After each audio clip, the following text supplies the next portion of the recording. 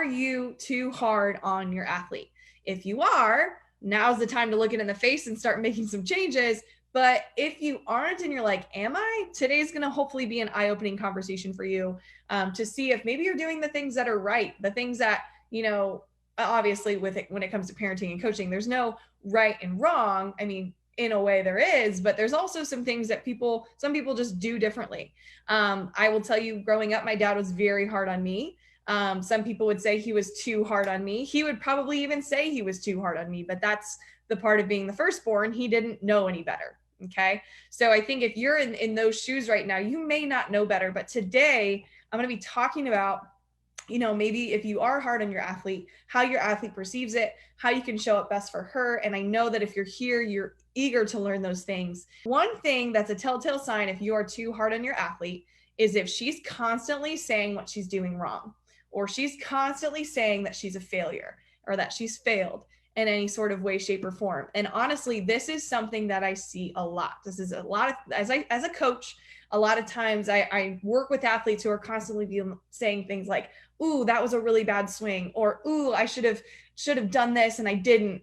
And she's so hard on herself. And there's nothing wrong with being hard on yourself, but constantly telling yourself that you failed is a negative response to playing the beautiful game that we love. And therefore you may not love the game as much as you could if you were in that situation. So please be aware, if your athlete is constantly saying, I suck at this, or I'm terrible at this, then maybe she's getting that thought from something else. So I read Inside the Book Mind Gym, which you guys know I love that book so much. It says that when you tell an athlete that she has failed, or a young athlete that she or he has failed, they sometimes internalize that and say, I'm a failure.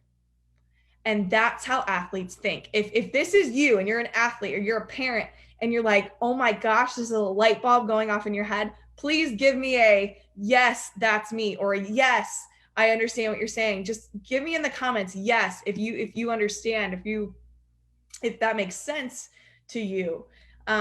If that's something that's really resonated with you, because that's just how it is. If your athlete is constantly saying, I suck at this, I'm bad at this, I'm a terrible softball player, these negative thoughts, they don't just come in on their own. They've gotten them from other places. So if that's you, give me a hand, say, yes, that's me, or yes, I have dealt with this before. And today we're going to hone in on how to make that better. Bella right now, she's giving me the yes right now. So she gets that a lot. She's maybe telling herself the things that she's bad at instead of maybe saying the things that you're good at, which is something that as coaches and as parents, we want, and I'm not a parent, but we want to encourage her to do the things that she's good at so that she can continue to do that and find success. Okay.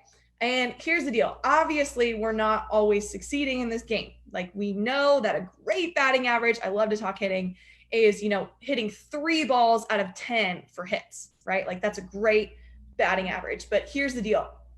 When your athlete, let's say, goes 0 for 10, but 5 of those hits were complete line drives just straight to another athlete on the field, is that good or bad? It's really a good swing. And it's really a positive, like, obviously you didn't get the hit, but you put 5 good swings on 10 at bats. That's amazing. Just other people got in the way. So even though your stats say 0 for 10, you realize that 5 of those were really awesome swings.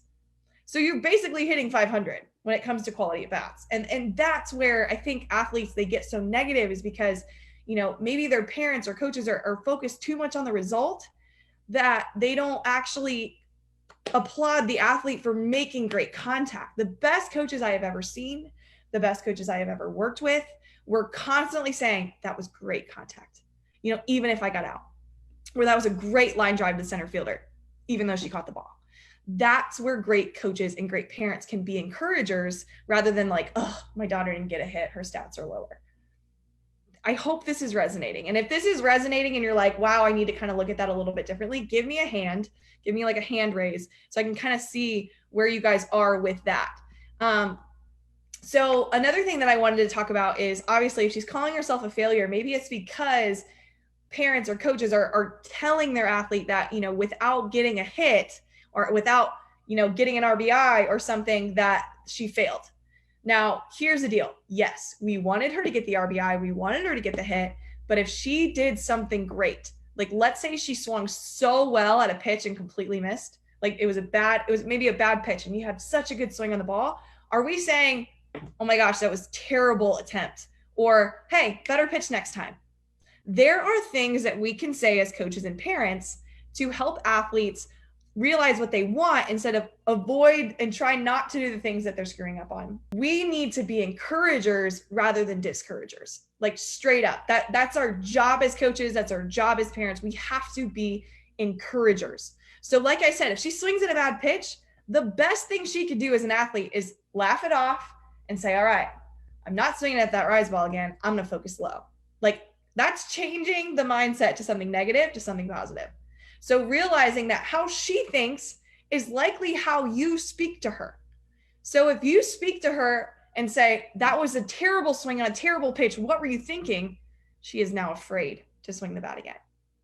I hope that you guys realize this and understand that she will be scared to swing if you are constantly discouraging the things that she's doing. Okay. Obviously, if she doesn't get the result she wanted, she's already upset with herself. Okay. And the worst thing, while she's in a high emotional state, and maybe you're in a high emotional state because she didn't succeed, the worst thing you can do is try to yell right then and there about how bad she was because she already knows it. Okay. Athletes, does that make sense? Like, you know, when you screw up, right? We all know. Hey, Coach JP said, encouragers, greater sign, discouragers. Yes. Yes. We want to be encouragers, not discouragers. Okay. So like I was kind of just going into is negative self-talk is huge. Athletes that kind of get themselves in a tornado and can't find a way to get themselves out of it. Those athletes, they're trying so hard. And in the book Mind Gym, we talk about they're probably trying too hard. They're trying too hard to do something different or to get a different result. Instead, they should probably take their foot off the gas pedal, relax for a second, breathe, and be like, okay, everything's going to be fine. This is what we need to do. And as parents and coaches, we have to let them have that moment. We have to let them take their foot off the gas and maybe hang out for a second, realize where we are, own where we are so that we can make good adjustments and be able to get the at-bats that we're looking for and that we want. Okay. So has anybody done this before? And give me some hearts or give me some like hands raised if you've done this before.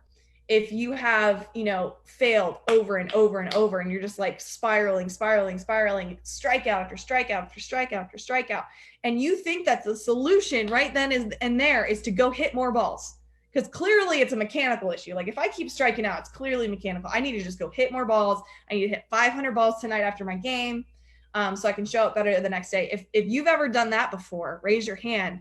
And I'm here to tell you right now, that's not how we should be thinking about this. And as parents and coaches, we need to encourage athletes to take their foot off the gas pedal. And if things are spiraling, the best thing you can do is just stop. Like stop for a second in your tracks, realize what's going on, go into what am I thinking about in the box? Am I trying not to screw up? Okay, if you're trying not to screw up, you're going to do something to screw you up. Like that's just how our brain works. And if your parents or coaches are saying, don't screw up, don't swing at the rise ball, don't open your hips, or they're making you just think too much, that's where we can get stuck. So to solve an issue of a tornado just happening, boom, boom, boom, boom, all these strikeouts are happening, awful swings, blah, blah, blah. That's where we need to stop in our tracks, figure out where we are and say, you know what? I need a day. I need a day. I need a day to just stop practicing, realizing where I'm at, and I need to be able to I need to be highly functional, obviously. And right now I'm just overwhelming myself with work. When in reality, you probably just need a day. You just need a day. Like the best athletes in the world, I've seen them go like 0 for 10. And the best solution for those athletes is to take a day off. Don't even think about the sport. I mean, if you can. And really just use that day to just like do something else. Get your mind away from the negativity. Go do something you love to do. I don't know if that's like hanging out on the lake, getting a tan outside. It's so hot right now. But whatever it is, don't think about softball, okay? Whatever it is, go find something that distracts your mind from softball. And then when you get to go play again, You're like, oh yeah, this game's not as hard as I'm making it. I'm making it very hard. So being able to relax, and parents, if you are coaches, if you're thinking that the solution to your team not doing the way that you want is to practice more, take more swings, basically shove the game down your athlete's throat, that's not the way she's going to perceive it. And that's not going to help her get out of the overwhelm. Now, do I think that if there is a mechanical issue and it's clear that like she's going for the high pitch and right now her bat angle is not really where it needs to be, yes, I think that it would be important to maybe spend a couple swings working on it, but do not work on it unless she wants to work on it. Like straight up. If your athlete does not want to go, it does not say to you, I need to figure out how to hit that high pitch. If she doesn't say that to you, don't force her to do it. Because if you force her to do it, she's not going to put in her best effort. Any athletes here? If you're forced to do something, does it make you want to do it? Not really. Not really. Give me some hearts, give me some hands. If that's you, Bella's giving me 2 hands up. I love it. So whenever an athlete is forced to do something, they're less likely going to actually put their best effort into it. So then why do it? That's all I'm going to say. But athletes, I think the best athletes out there, they take ownership of things that aren't working. Okay. The best athletes are saying, you know what? I'm really negative to myself in the box. I'm trying not to do something, or I'm trying to overswing, or I'm trying to overcompensate. And athletes that can recognize that are huge. So I think parents and coaches, you need to encourage that conversation of, hey, do you want to talk about it? Do you want to talk about this issue that's happening in your swing? Do you want to talk about, what do you feel? That's like one of the best things we can do as athletes and parents or coaches and parents. And I know I'm not a parent, but having an athlete talk about what's going on in her brain, just asking questions. And Matt Lyle said this last week on my parents webinar, my free parent webinar. He was like, the best thing you can do is just, if they want to talk, listen. Let them say what's on their mind. Let them say what's on their heart. That's one of the best tips of advice I've ever gotten from anyone. Let the athlete lead the conversation. Because if she just had a terrible game, if something bad happened, she had a bad game and emotions are high, like I said earlier, the worst thing we can do is pressure the athlete to talk or to analyze the performance, because she's going to say all these negative things if she played bad. Okay. But I'm telling you, the best thing you can do is to let the athlete lead the conversation and let her and just be open to it. Be like, do you want to talk about it? Do you want to talk about the game? And if she doesn't, don't make her talk about it. Because if she talks about it, she's then going to get upset because she's thinking about all the negative things that she did. So Matt Lyle, last week on the free parent webinar that we had, he said, give yourself a cool off period. So he talked about the car ride home. And that's what we're going to talk about right now. The car ride home, the infamous car ride home, the one where I was in my car, in my dad's car sometime, crying my eyes out because I was taking in all the bad news, It's just how it is sometimes. But I firmly believe that some of those conversations could be done better. And that's why I'm here. I'm here to explain a little bit of my story, because I really, truly think that some of these tips I'm giving you are things that are really going to help your athlete thrive instead of feel bad when she isn't playing well. When you want to talk about it, be like, Mom or Dad, can we talk about my last at bat? The one where I struck out on that outside pitch. Like, what did you see? And if you approach it that way, they're probably not going to yell at you. They're probably not. So when you're ready to have that conversation, be ready for it and be ready for the negative. And that's the thing. You have to be in a good place to accept the negative comments or the negative or the criticism to help you, right? If you're feeling bad and then you're getting hammered with criticism, that is not a fun place to be. Am I right? That is not a fun place to be. But think about this cool off period that Matt Lyle was talking about. If you can come off of a bad game and just sit in silence in the car ride, think about the things that are going on in your head. Obviously, you're not happy. But if you can just go about that car ride and just silence, sometimes that's the best medicine.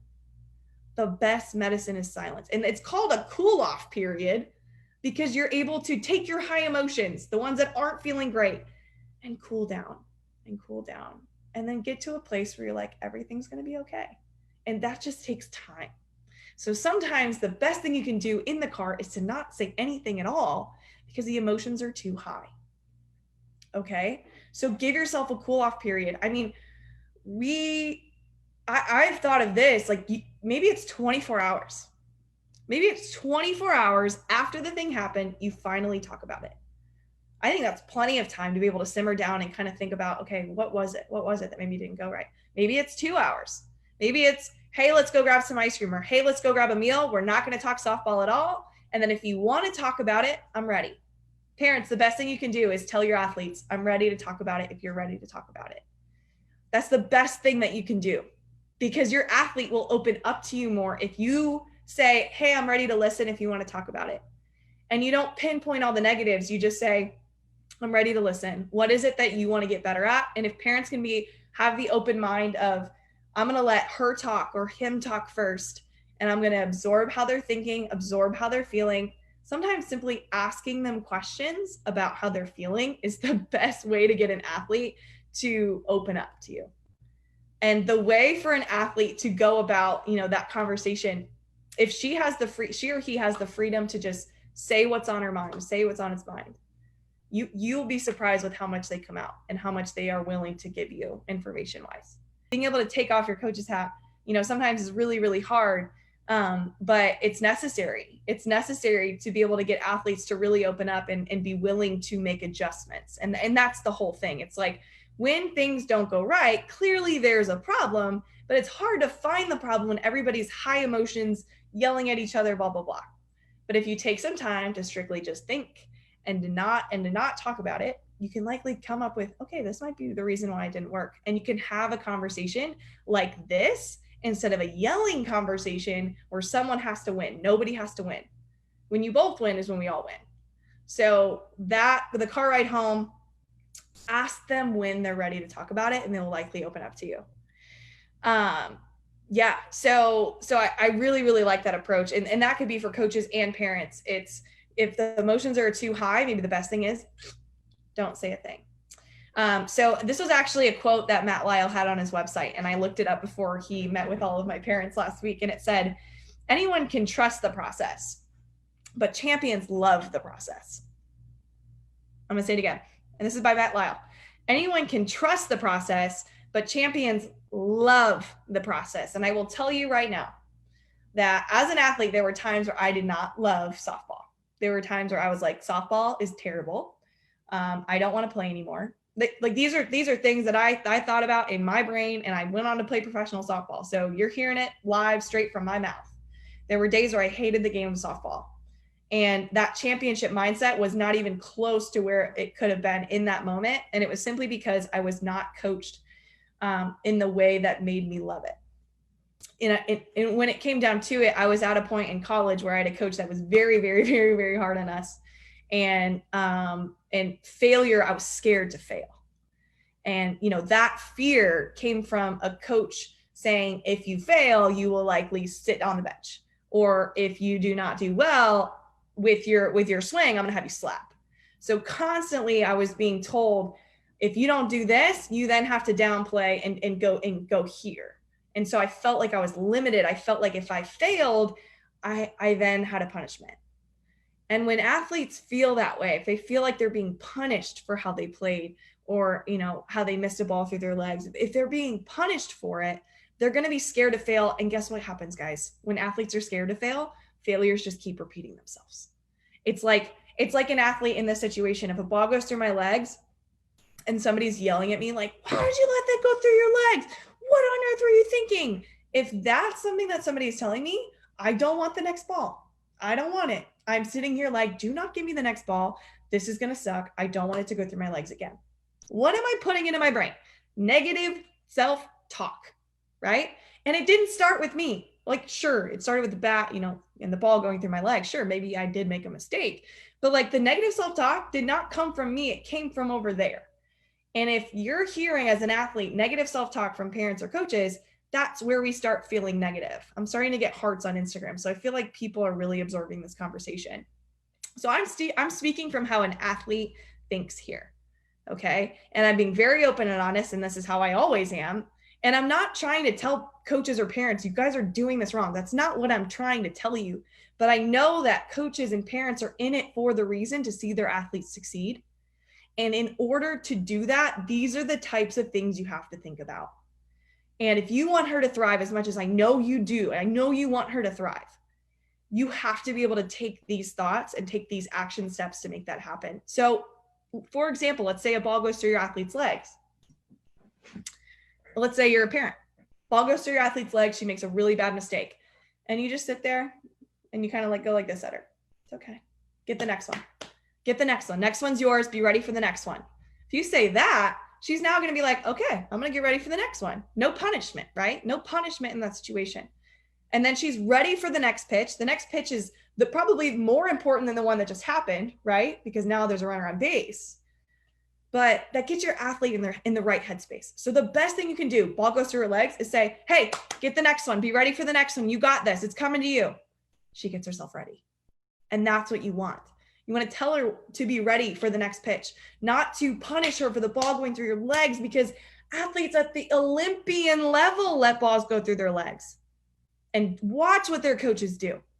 They don't get on their butt for that happening. They say, next play, make it happen. Let's go. That's what you need to be saying. That's what parents can be saying to their athletes to get more out of them. Krista said, my daughter hates going up to bat now because she knows she's going to get yelled at if she makes a mistake. Been there. Krista, I've been there. Yes. So have you ever felt that? Have you ever felt scared to go up to bat because you're scared to screw up? Because you're scared to strike out? Whenever you're scared to do something, you do not perform at your best. Now, I will tell you that there have been coaches that I've had that are very, very hard on me, where I felt that way too. I was scared to get yelled at if I screwed up. But I got to a point where like I knew it was going to happen if I was going to mess up. So I was able, and this takes time and this takes tons of practice. But I'm not saying don't listen to your coaches. But if coaches are saying that, or other parents, sometimes it's not even your own parents, guys, that are saying this stuff. But if other people are saying, don't screw up, don't strike out, things like that, you have to be able to put on your headphones and tell yourself, you're going to get a hit. You're going to get a hit. You're going to get a hit, or you're going to feel the ball. You have to be able to like put on your headphones and say, no, what they're saying is not going to let me impact what I'm saying to myself. Because here's the deal, yo, parents and coaches, if you are telling your player to not screw up, hey, don't strike out. Hey, that last at bat was terrible. Like, guess what she's saying to herself? She repeats what she hears. And this is what I struggled with. This is what I dealt with. And I'm not even saying it was coming from my parents. Sometimes it was others. But this is how your athlete feels. If you say, don't screw up, don't strike out, you are adding anxiety that she didn't have before, but now she has. And now she has negative thoughts in her brain. And they didn't come from her. It came from out there. So athletes that don't believe in themselves, or they don't have a lot of confidence, sometimes that steers from other people not having confidence in her. That's where that lack of confidence comes from, guys. So are you instilling positive thoughts in your athlete's head or negative?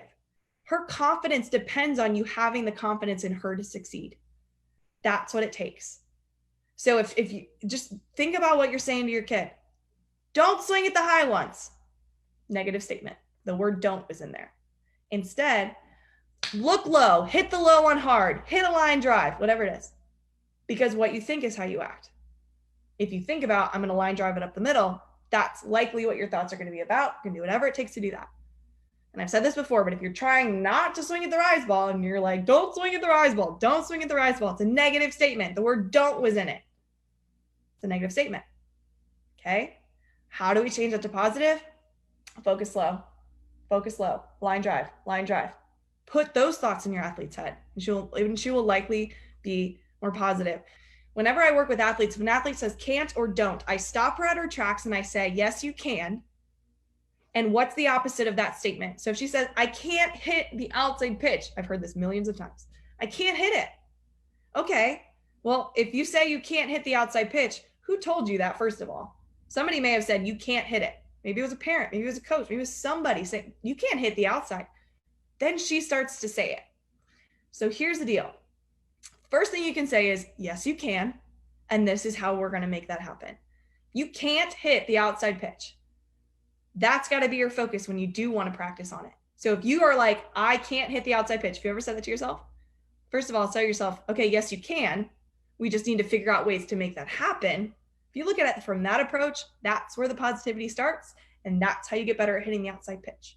You don't get better at hitting the outside pitch by constantly saying you can't hit the high pitch or the outside pitch, if that makes sense.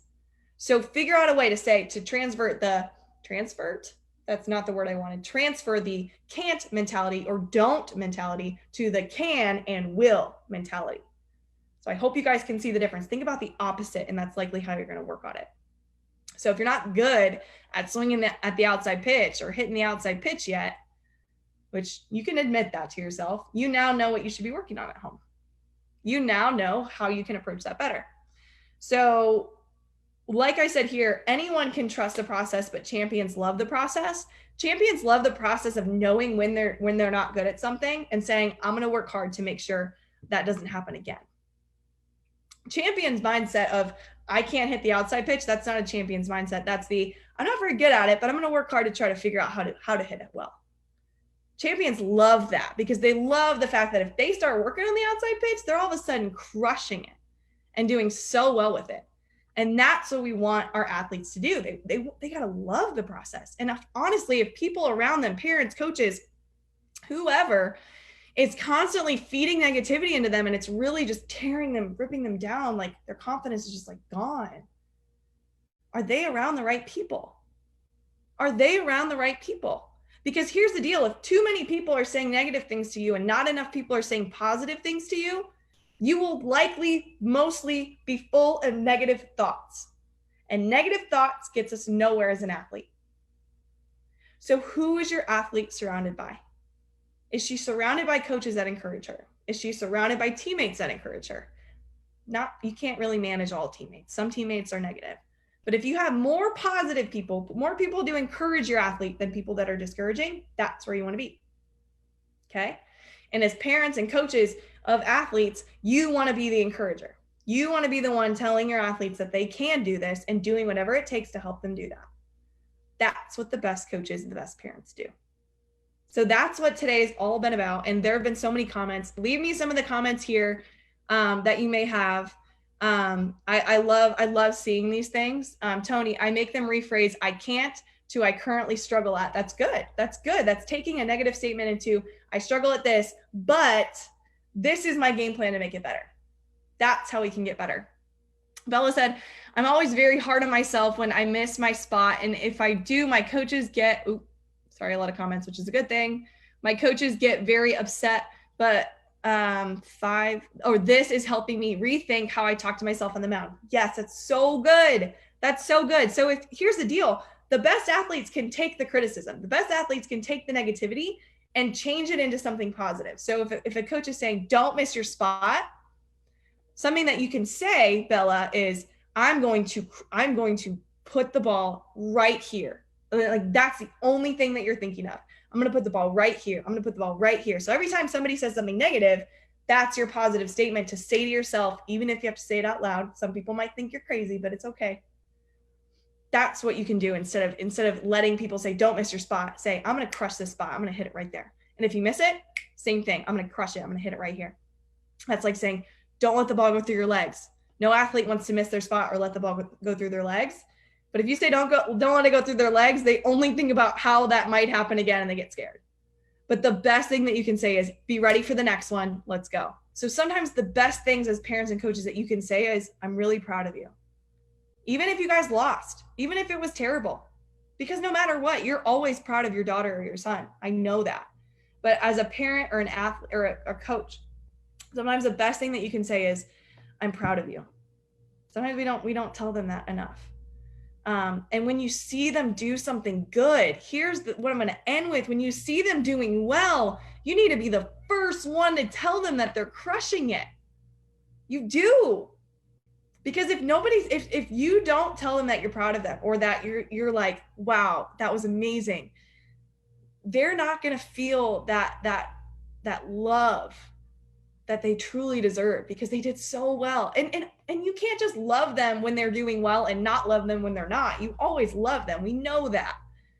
But even when they do bad and they have all these negative thoughts in their brain, and they're like, oh my gosh, what's dad or mom going to say? If you say, I'm proud of you, that will mean the world to them. That will mean the absolute world to them. So please try this. This may change your athlete's whole softball career and outside the game. That they need that.